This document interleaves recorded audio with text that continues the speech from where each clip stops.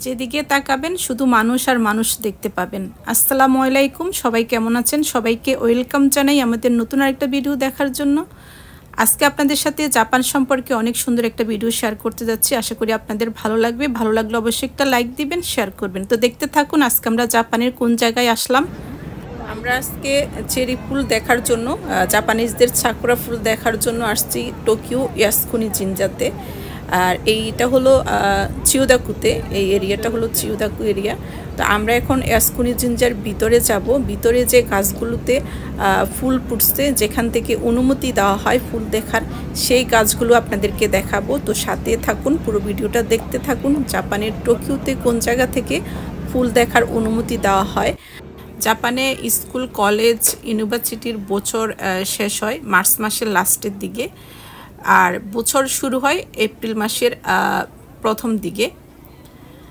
তো জাপানে এই বন্ধটার সময় জাপানিজদের প্রিয় ফুল বা জাপানিজদের জাতীয় ফুল সাকুরা ফুল ফোটা শুরু হয়। তো এজন্য যেইখানেই যায় ওখানে লোকজন একটু বেশি থাকে, কারণ স্কুল, কলেজ, ইউনিভার্সিটিতে যারা পড়াশোনা করে তারাও বন্ধর সময়টায় এই ফুল দেখতে পারে, ফুল দেখাটা উপভোগ করতে পারে।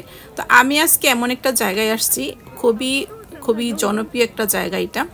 এখান থেকে শুরু হয় জাপানের টোকিওতে ফুল দেখার তারিখ নির্ধারণ করা হয় আর কি। এখান থেকে এখানের গাছগুলোতে যদি 4-5টা ফুল একসাথে ফুটে তাহলে অনুমতি দেওয়া হয়, মানে সরাসরি নিউজে লাইভের মাধ্যমে যে ফুল দেখা শুরু হয়েছে বা ওই দিন থেকেই ফুল দেখা শুরু হয়।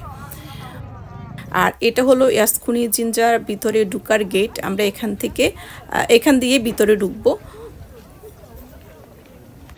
মার্চ মাসের 15 তারিখ হলে জাপানিজরা অপেক্ষা করতে থাকে এই গাছগুলোতে, মানে এখানের যে চেরি ফুল গাছগুলো আছে এগুলোতে কবে ফুল ফুটবে।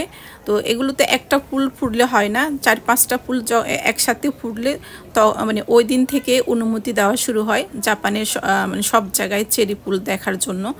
তো এখানের গাছগুলো, এখানে যে সামনে যে গাছগুলো দেখতেছেন এগুলো থেকে ফুল ফুটলে তখন জাপানের সব জায়গায় অনুমতি পায় চেরি ফুল দেখার।